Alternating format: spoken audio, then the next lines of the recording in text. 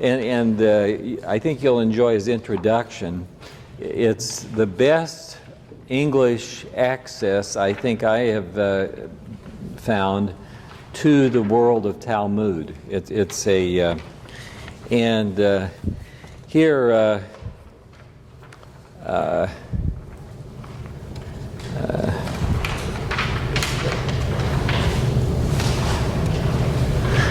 this has an interesting paragraph on kind of eating practices.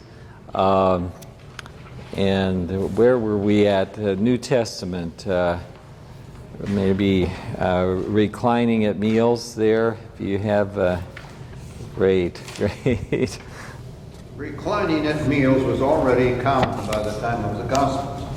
Jeremias concluded that the Gospel accounts only speak about reclining at a party, a feast, a royal banquet, a wedding feast, or the eschatological banquet, and that the word is never used for a normal meal, with the exception of Luke 24 and Mark 16, though it is also used of eating outdoors from the Eucharistic words. This restricted use of reclining may be true for rural groups which Jesus mixed with, but the rich probably reclined at every meal. Jesus and his disciples reclined at the Last Supper according to the Synoptic Gospels. In John, the disciples think that Judas is leaving to enact some charity, which was not a normal nighttime activity except perhaps on Passover night. The rule about contributions for the itinerant poor suggests that collections were made at short notice because it would be impossible to predict how many poor would need help. The bowl may refer to later organization of charitable giving after 70 AD, and the system may have been more personal, ad hoc, before 70 AD. It might have been expected that people would go out and find poor people who were still begging because they did not have the necessities for starting their Passover meal. Contributions to the poor may have been deliberately delayed until after dark in order to prevent them eating and drinking during the fasting period. Okay, a couple takeaways for me was, the reclining, and the Last Supper has everyone seated, doesn't it? And have any of you seen an art portrayal of the Last Supper where the participants were reclining? Where did you see that? I don't remember. I do remember seeing one. Yeah. Right. You've seen it too, huh? I actually haven't. And like the one at the back of the church there, everyone's sitting around the table, and I'm familiar with those renderings. But I think he makes a good case that in fact was the posture at great meals, Passover meal.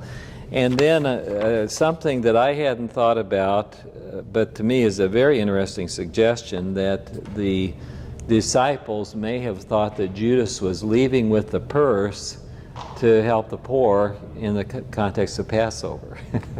I mean, that's an interesting suggestion, and I think we, in fact, John 13, 29 and 30, I didn't have a chance to look at that. I don't think it mentions anything about the poor, but it may be implied. Let me just read that quickly here. John 13, 29 and 30. What it says is since Judas had charge of the money, some thought Jesus was telling him to buy what was needed for the feast or to give something to the poor. So it is pretty firmly there. As soon as Jesus had taken the bread, he went out, and it was night. So that's a very interesting kind of, that the rabbis permitted kind of solicitation on the spur of the moment for the poor at Passover. So, Before Passover. yeah, before Passover, right. When Judas threw the money into the temple, was that before the Passover or during Passover? Wouldn't it have been, if he went immediately there, wouldn't it have been just Passover Eve? I think, doesn't it sound like he went immediately?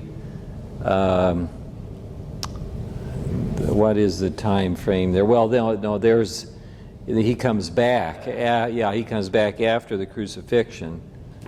Well, he comes back in the garden. That's true. He comes back in the garden. But instead of bringing the poor with him, he brought the soldiers. Right. The only reason I was at because they weren't supposed to hand the money. Were they during the Passover either? It sounds like they were prepared to, on Passover Eve to. Which would be 4. Right. And. But as soon as Passover came, then they couldn't do any of that. Is that correct? Well, it seems to me like he's suggesting that.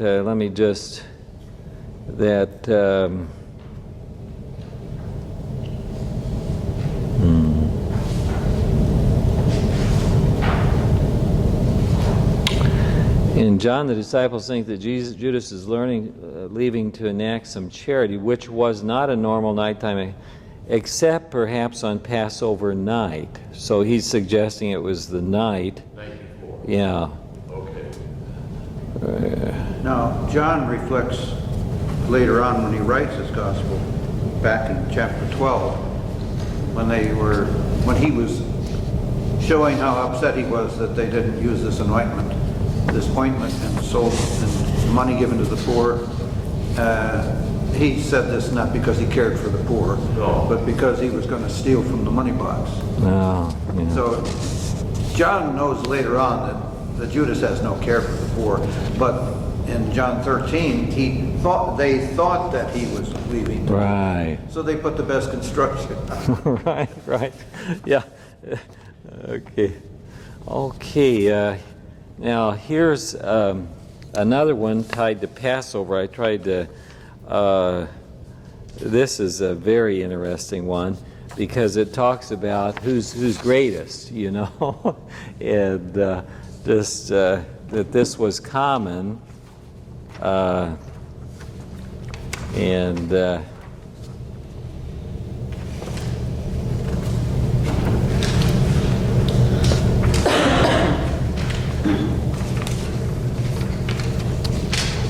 Oh, I'm sorry.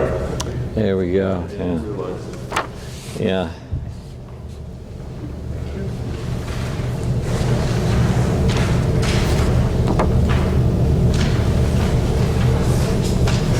Okay. If this is just a short one, but I thought it was interesting. In the context, he's discussing meals and Passover, and then he highlights it was natural that the disciples would discuss who was the greatest at this meal because the seating plan and the progress of the meal depended on it. The head of the group leads the prayers and readings, and the youngest male who asks him the questions would have a prominent role that night, so he might sit near the head or the triclinium. The seating of the rest was probably determined by their relative age or importance. That would lead up in order before they reclined, when the least important individuals furthest away from the head. So this context of who is the greatest and who's the most significant led over to Passover as well. Here's here's another one that's tied to Passover, and So is that the idea from Franz Rubach? Yeah, that whole context, that was. Yeah, because talk about value system. If the master comes in and says, you got to move down, Right. This guy is more important than you are. Right. Well, and you know what? It's interesting. Every fall, the faculty has a picture taken, on the steps of the chapel this year, and it's common that some move towards the back and some move towards the front. You can investigate that on your own, but it's interesting. Now here, this I think is talking about the various cups at Passover.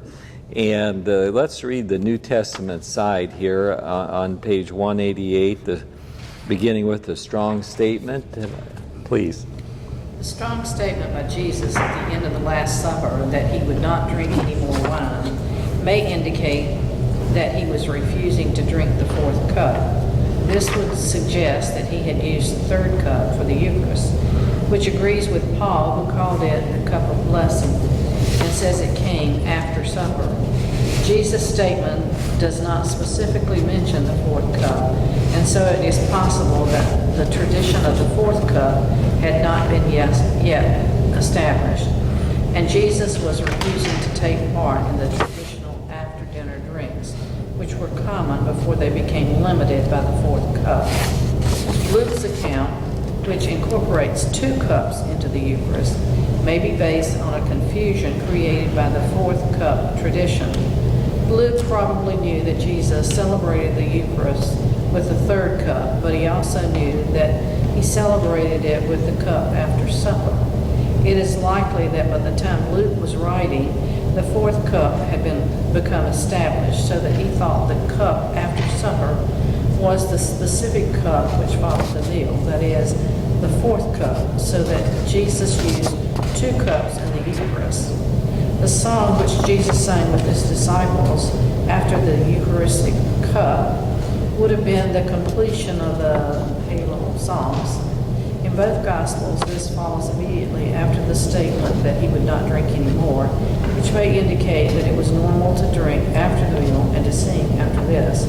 This would agree with the order which was established when the fourth cup after dinner. I don't know what the fourth cup was. Oh, okay, right. You know, at the Passover there, and this is, kind of you have conflicting traditions, but there were 4 cups, and the first one was kind of a celebration of the beginning of the meal. The second cup was a kind of tied to the Thanksgiving. So you have really the first cup is an entrance into the meal, second cup, Thanksgiving, third cup, the cup of blessing, and then it's debated when and how the fourth cup came into play, and that's kind of what he's wrestling with here. And he comes to the conclusion that Jesus may have used the third and fourth cup in reading Luke for the Eucharist, or he could have simply used the cup of blessing, which Paul highlights, and that can include the fourth cup. So it was a ritual of drinking which was tied to the Passover events and the meals associated with Passover. And again, to me, the wonderful content of this is that it's invested and entails like the whole Old Testament history. When you talk about Passover, it's like in my view, a shorthand for God's redemptive work in all of Exodus and all of Israel's history. So you're celebrating not just that moment, but it's a entity that entails the larger salvation history, just as the celebration of the Eucharist today is in a way the whole, when I give you my body, my blood for the forgiveness of your sins, you have that whole sacrificial system of the Old Testament coming forth in the Passover lamb, and the eschatological, dimension of this, do this and until I come again. And it's all tied to this wonderful apex of worship in the Holy Supper and Jesus' holy presence.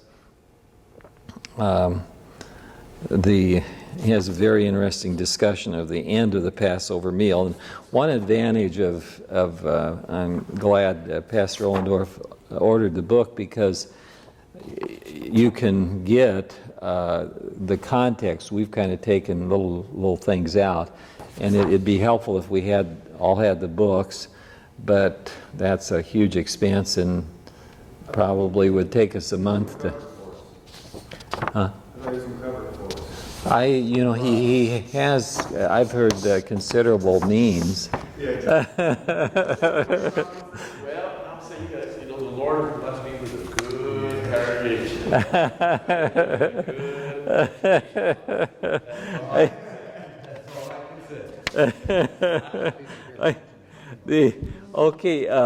Here's another, and this is multi-level, because I tried to pick up.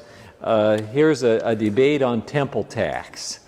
And what makes, to me, these texts so helpful is that you recognize the same sort of thing happening in the New Testament, these rabbinic debates. And so this is a little part of, how to manage the half shekel and these taxes that were around from the Jewish.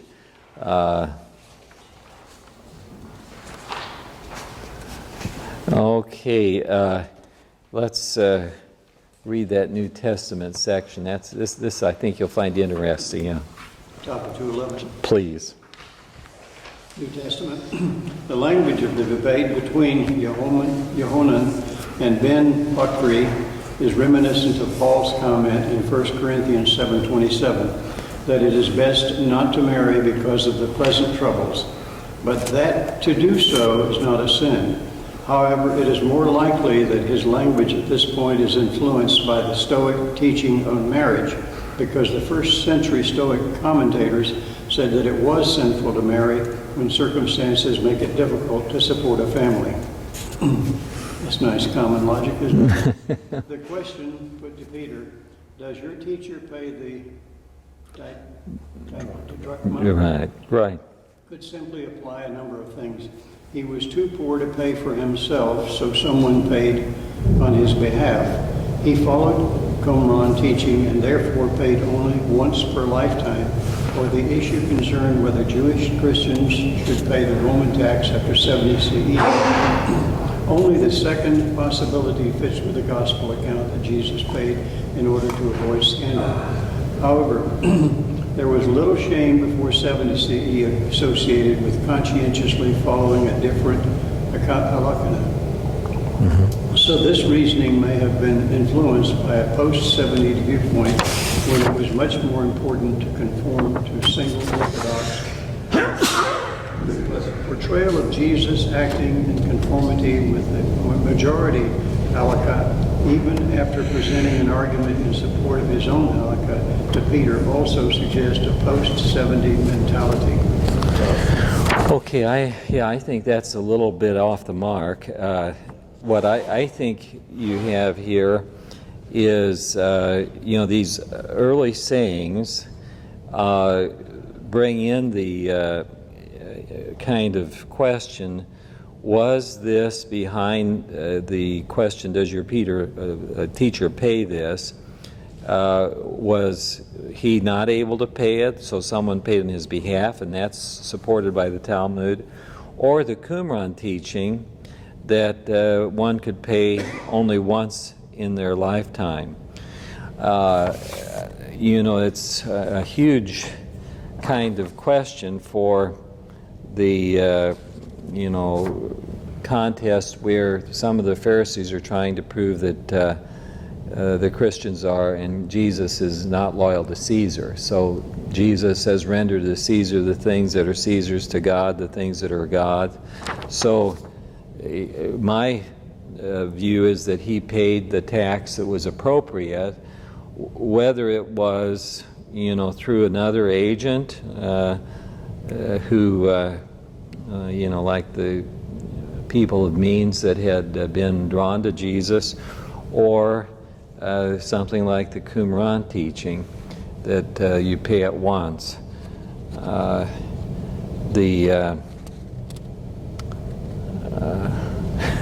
It's interesting that Jewish Christians should pay the Roman tax after 70 CE. Well, they would have paid it before.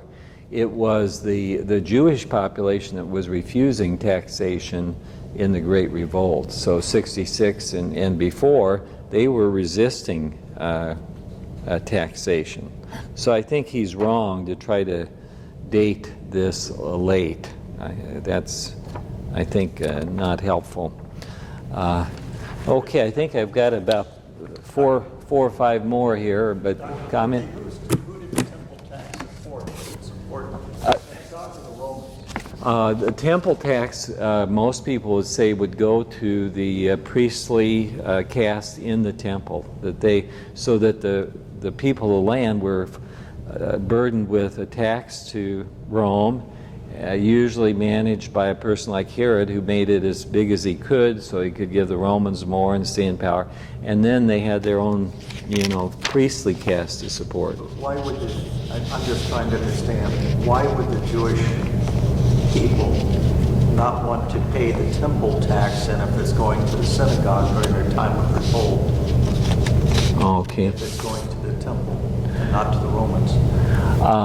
I think there was, in at least, through the Maccabean Hasmonean period, a resurgence of loyalty to the priestly caste in the temple, and then if it became, as it did, tied to nationalism, you've really got, the potential for it. Just think if our taxes were to the government, but also to the National Cathedral, that the White House and the National Cathedral were kind of all in the National Cathedral, right?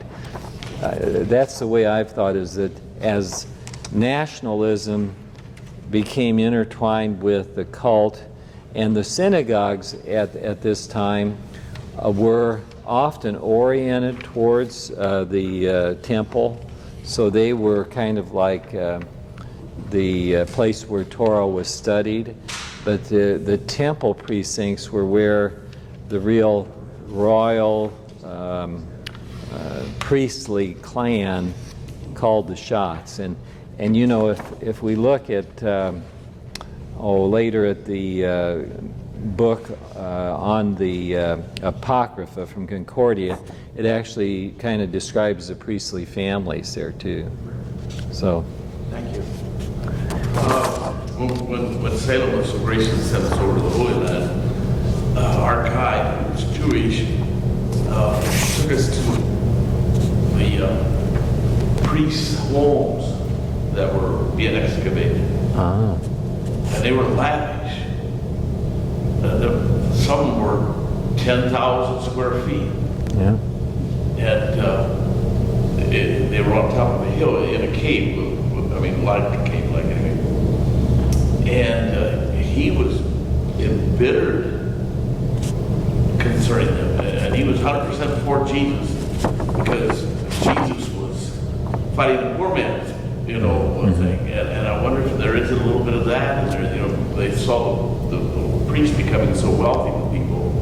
They're a little resentful of giving their money to the temple. Yeah, and what I think was the case, and can easily kind of create that situation, is the priestly line was by blood. So you inherited all this, and for generations, and Serberg gives kind of the priestly families, and we have the names of father, son, and on down.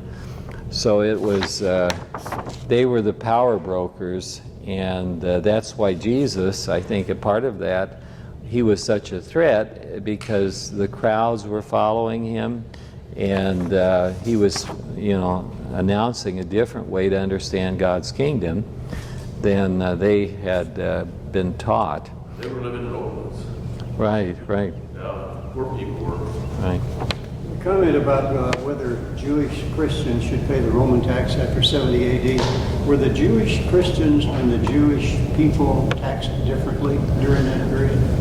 A very good point, because what we'll see, later when we look at those Greek authors, is the Gentiles and the Romans who looked at the Jews saw them as a peculiar people, and there were 3 or 4 things in those documents that they say. One is they didn't like other people. They had their own distinctive ways. They circumcised their children. They observed the Sabbath. And the Romans appear to have given Herod some latitude, in his treatment of the Jews. So, and there's evidence in the so-called Pax Romana of Augustus that they could take into account these kind of isolated religions out there and not harass or destroy them if they could live with the Roman sovereignty and power over them. What led, I think, to them saying, well, no more, was the revolt. If Rome was resisted, then they marched in, and there are some comments we'll see where they thought it was peculiar that the Jews believed in only one God. That was kind of, to be a monotheist in antiquity was really novel. And it wasn't novel for the Jews because they saw that coming from Moses, And if I could take a little, display a little critique of, liberal scholarship has tried, and I think very unsuccessfully, to say that monotheism was a late development in Jewish theology.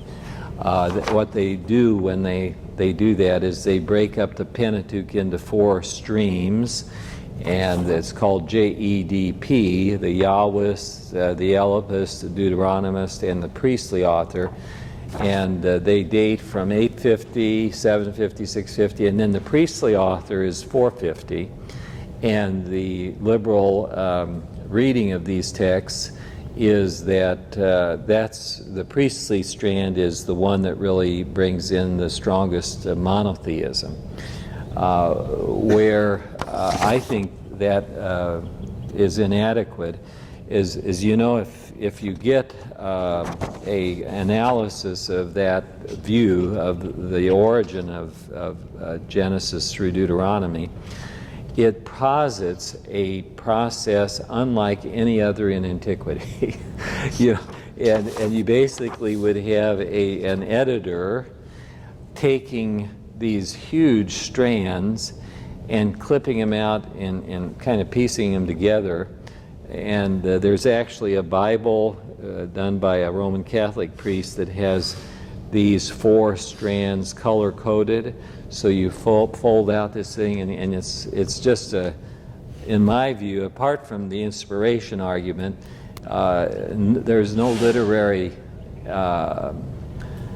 precedent for such a thing in antiquity. So that's why I would date monotheism with the very birth of the Bible. And Orthodox Judaism joins us in that. I mean, one of the great books on the Pentateuch is by a Jewish scholar, Umberto Cassuto is his name, and he shows how unified the Pentateuch is, the Torah, and how God's character is monotheistic throughout. And, they kind of make a big deal about the 2 names of God, Yahweh and Elohim, but they are from the beginning seen as referencing the same God, and one term is used most frequently, Cassuto points this out, when God relates to the world, that's Elohim. When he relates to the covenant, it's the more personal Yahweh. So it's a beautiful thing. The first book of the Bible is a display of God's good character. Here, this one that we just handed out, why don't we, if you're interested in trumpets and some of that, there's a nice little section that I thought might be of interest. I want to make sure that David goes home with a lots to read here. And this one is about the preparation of the temple,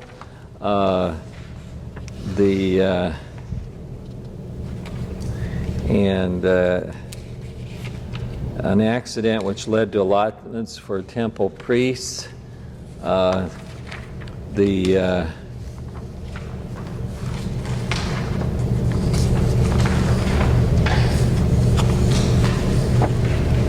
okay, this is very interesting, and see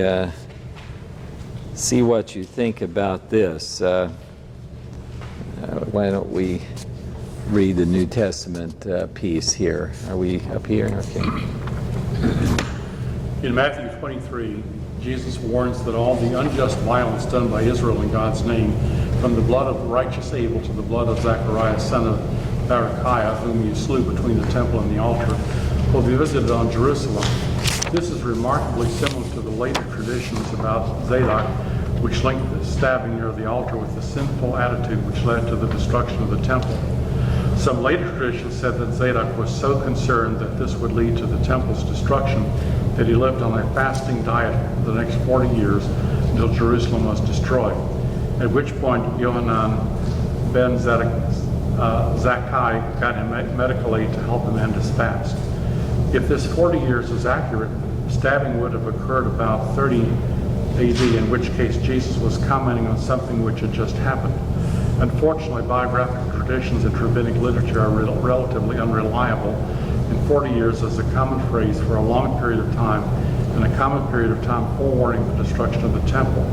So it is unsafe to base conclusions on these later traditions. Okay, he comes off very cautiously here, but I think he does point out how the parallel is kind of striking, and the violence, and this kind of goes back to our previous point, is that the governing power was tied to the temple, and so you have assassinations occurring near the temple, and I think we've got. Let me.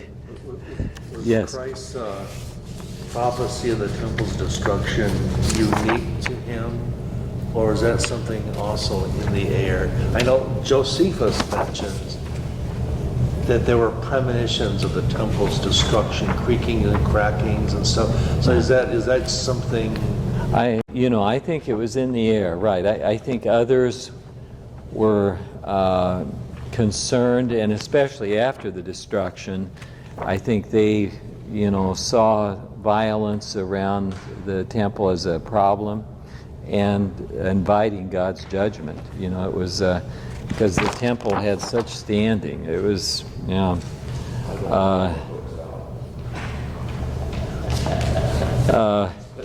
here.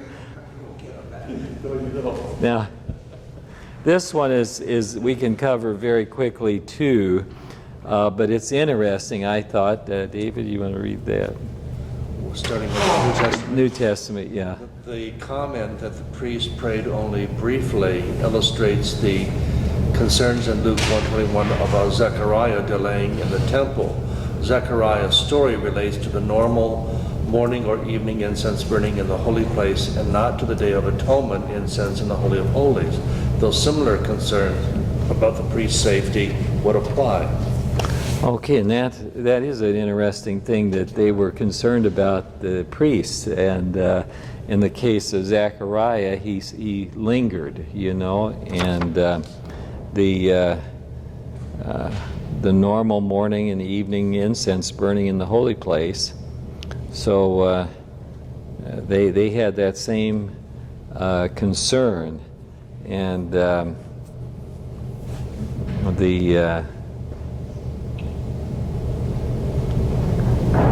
well, we can read some of the other supporting data. Here's the Day of Atonement. This is another I don't have to buy the book now. yeah, right. I was pretty generous. I have to send the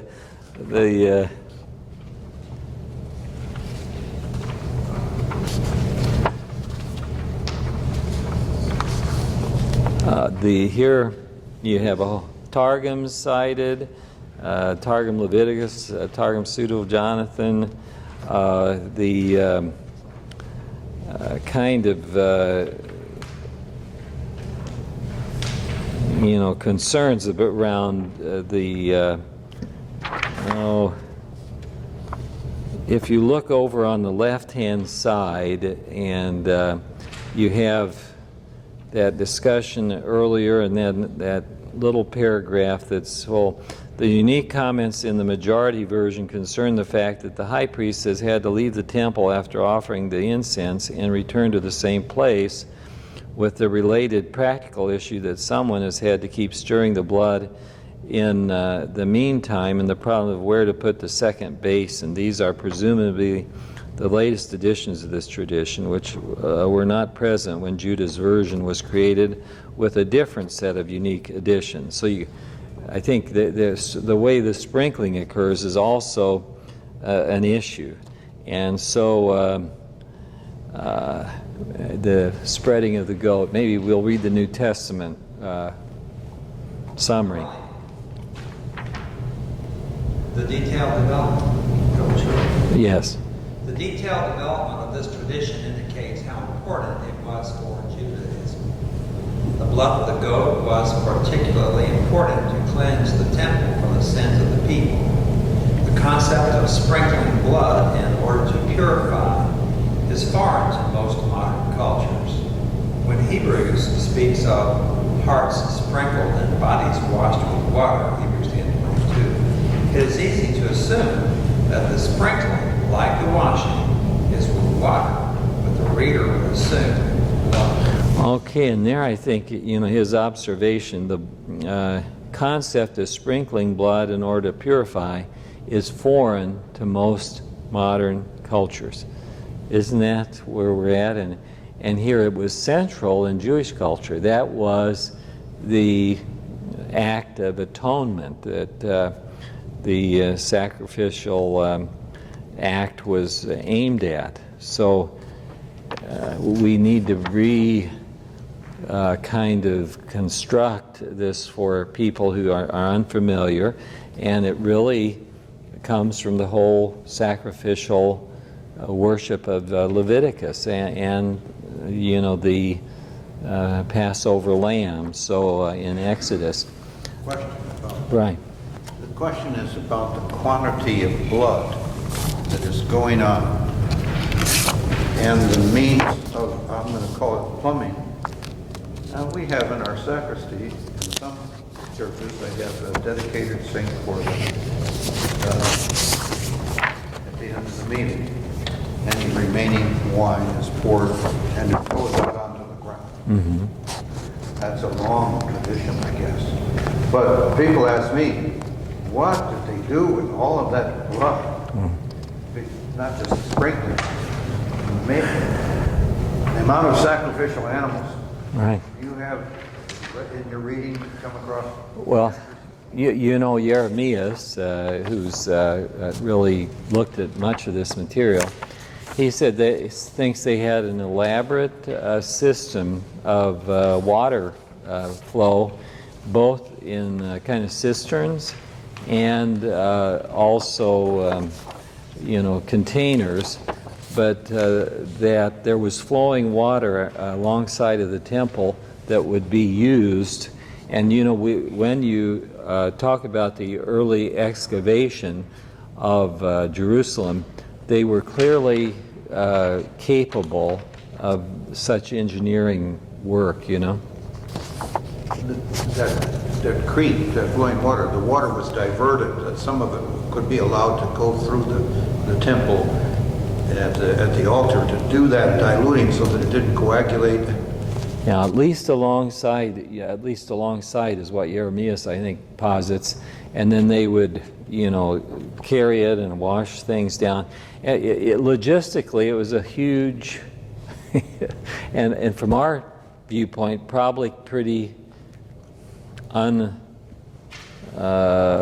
appealing, you know, to have all these animals killed and the priests working with the blood and the details of that. Even though as I pastor in Iowa, I never went to one of the processing plants, you know, to watch that happen. But it's probably the nearest phenomena that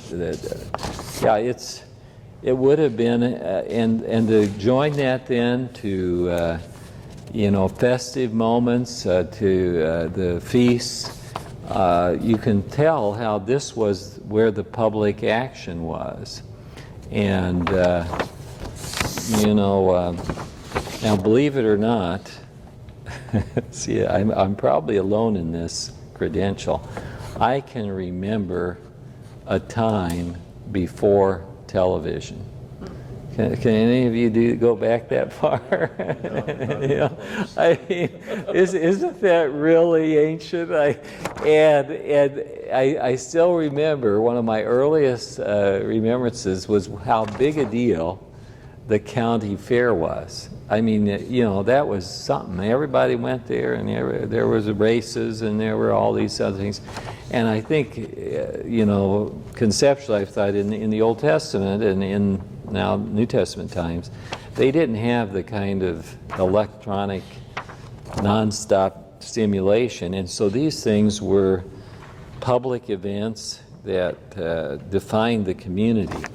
And now this is, I think, one that you'll really like, because repentance is such a theme throughout the New Testament, and he'll bring up some of the related material from, you know, the, you know, repentance that was a part of the rabbinic tradition. And whose turn is it here? New Testament. Sure. Repentance is identified as the primary subject of preaching the gospel. Mark has a simple retrieval statement with a large Matthew. But repentance was preached by John the Baptist. Acts emphasizes that the early church did the same, from foundational teaching. New Testament does not attempt to define repentance, so it was not a strange concept. But the above discussion indicate that the concept is still being developed in Jewish soteriology in the early first century. The meaning of the concept that God enables repentance is not spelled out in this wisdom, and the vagueness is mirrored in the New Testament. But this will sometimes illustrate the idea that God's help is necessary for repentance, while the Apocalypse assumes that God enables repentance by allowing sufficient time. And the Synoptics speak about God providing sufficient evidence. Or just as rabbinic Judaism had held this intention with the belief that repentance is an act of intention, the New Testament also assumes that repentance is a personal responsibility. In the epistles, human sorrow, personal decision lead to repentance. And in the Apocalypse, the Synoptics, people are commanded to repent and are criticized for being unwilling to repent. The Synoptics refers to love. The link between immersion and the forgiveness which was assumed at God's argument is already found in the preaching of John the Baptist, and to a lesser extent in the rest of the New Testament, and especially our hearts sprinkled, cleansed from human conscience, and our body washed in pure water. Okay, thank you. You know, here's where I think we can draw heavily on the Old Testament, and I think the rabbis did as well. If you look at the book of Jeremiah, one of the key themes is repentance. You know, shu, shu, shu, it's the Hebrew, and metanoeo in Greek. So it's, you know, repentance is at the center of Old Testament thinking. You have invitations to return in Isaiah, Ezekiel, and here the interesting thing, I think, is he dwells on, is repentance a gift or is it the result of our intention? And I think he comes to the conclusion that it's both in the New Testament. It's a gift in some texts. It's also a matter of our intention. And he seems to be saying that the rabbis preserve this same tension. He says, just as Rabbinic Judaism held this intention with the belief that repentance is an act of intention, the New Testament also assumes that repentance is a personal responsibility. So, again, it's in an environment where the rabbis also had a major interest in repentance and a return. Okay, we're marching down here. This one has this is a very interesting and one. It's in terms of the veil at the temple and how it was torn at the crucifixion. Okay, good.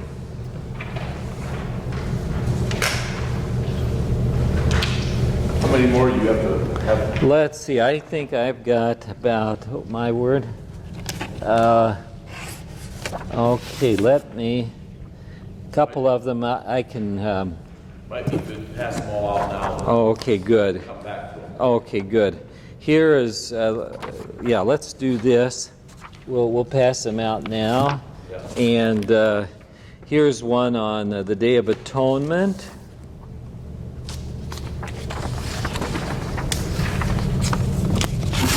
And then I also, you know, the Monday I showed you this new volume of new texts. I duplicated that for you with an index. So I've got the title page, and then I also duplicated the titles for you, and those are several pages here, and let me I wanted to let you see how many more texts have emerged.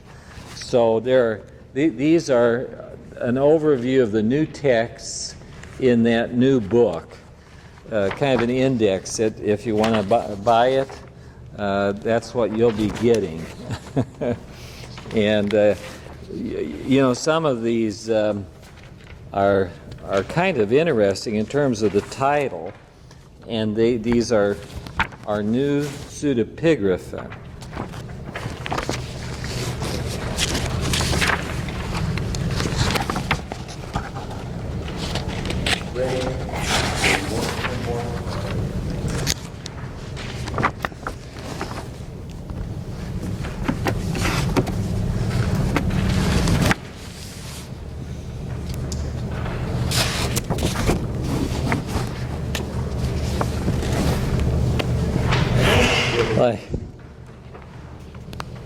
Like here, the 9.5 tribes, the heartless rich man and the precious stone, Jeremiah's prophecy to Pashur. I mean, it's a fascinating kind of material.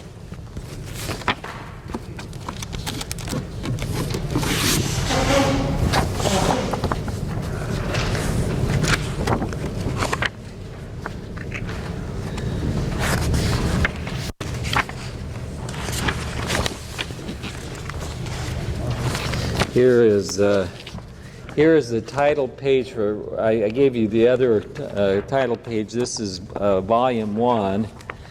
And then this is a very important page when you look at these two volumes that we've been getting all this material from the Talmud. This page gives his criteria to locate something in the first century. He gives his rationale for dating things early, and he calls it levels of confidence in dating. I think you'll find that very interesting.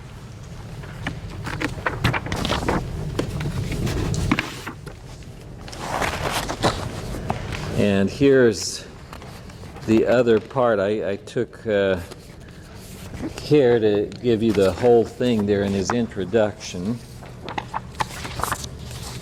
This is all from Prayer and Agriculture? Right. That's all from that book.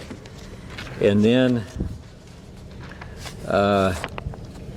this is the generations of the Tannaitic and Amoritic period. So those are the Talmudic authors. No, Dr. Wenthe, when I was at seminary, they had a sign above the copy machine, "Thou shalt not steal." Well, yeah, what, for small groups you can, what? The copyright law of 1986, there's a fair use doctrine, and it defines what fair use is. Uh-huh. I'll be the legal, Okay, I need that because I did get a little carried away, but I Go and sin no more. right. And What's fair use? well, and I thought that, in a small group with what I was hoping is this would provide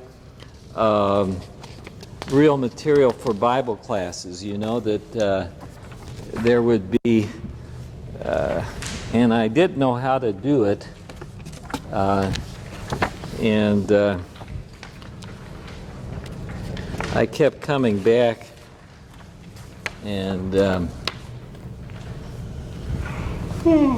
yeah, so I would urge you to all follow Pastor Ollendorf's fine model and buy these two books. Especially if your conscience is bothering you, right? Yeah,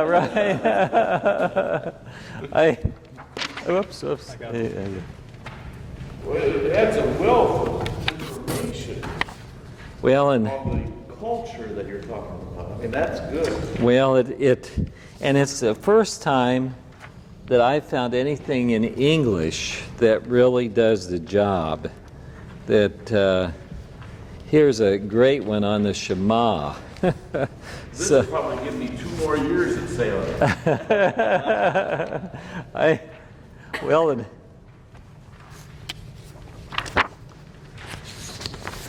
Yeah. Here's one, just to whet your appetite, here's one on the cup of blessing. That's really helpful too. And we're down to just a couple more.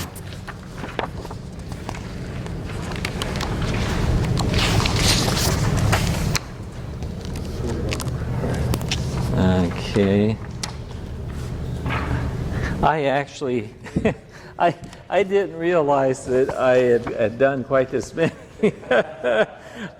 I just kept saying, "Oh, that's interesting," and they might enjoy that.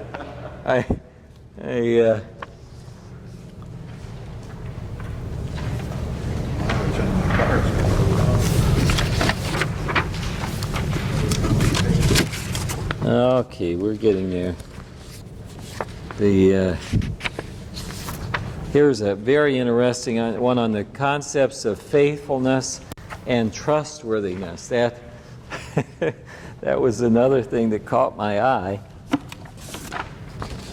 And the problem of eating on a Sabbath with someone who cannot be trusted. I mean, all these laws, and we're down to 2 more, so 3 more.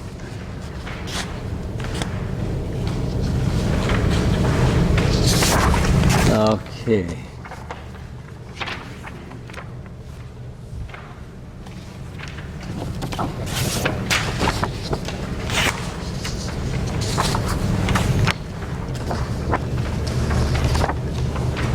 Question while you're passing this. Sure.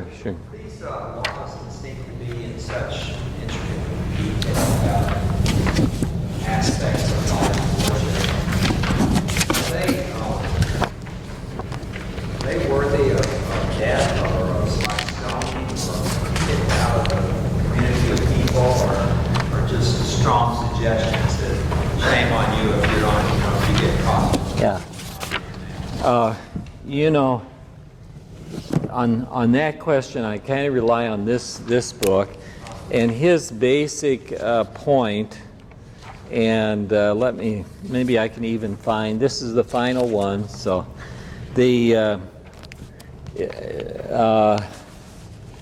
let me see if I can find, here, let me listen to this, because, and I might quote, it is difficult for the modern Westerner to imagine the feeling of sanctity that the temple inspired. It was an austere place dedicated to the worship of the Creator of the world, the God of Israel. He was regarded as mighty and holy, which includes the idea of separation from what is common. Moses, when called by God, was told to take off his shoes and to come no nearer. So, he's emphasizing, the holiness of the temple, and then he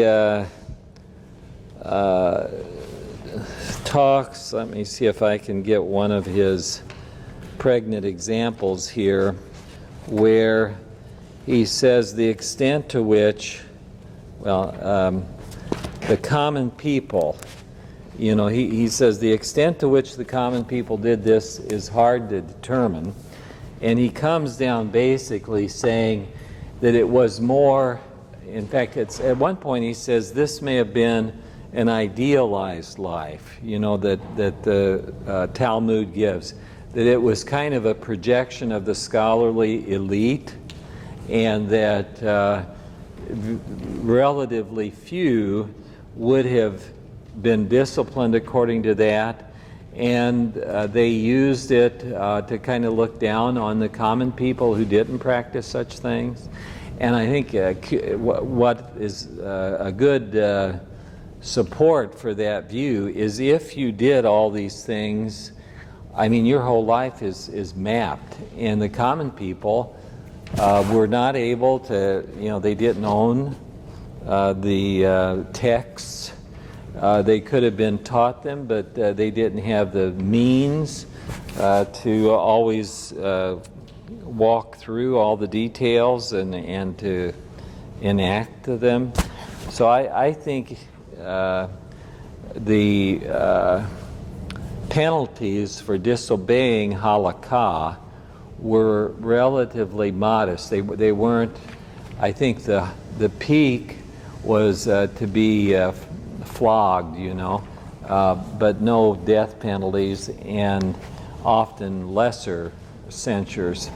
So like shame was significant. If you do all this, you would be subject to shaming and be excluded from the community.